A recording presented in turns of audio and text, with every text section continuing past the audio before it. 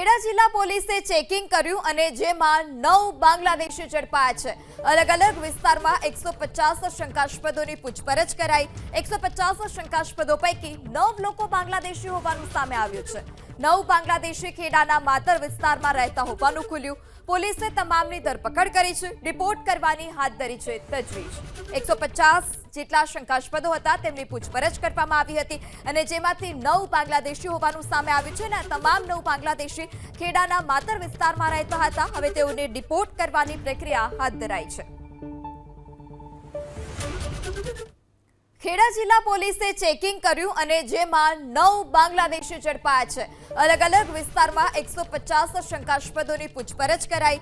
150 શંકાસ્પદો પૈકી 9 લોકો બાંગ્લાદેશી હોવાનું સામે આવ્યું છે। 9 બાંગ્લાદેશી ખેડાના માતર વિસ્તારમાં રહેતા હોવાનું ખુલ્યું। પોલીસે તમામની ધરપકડ કરી છે। રિપોર્ટ કરવાની હાથ ધરી છે તજવીજ।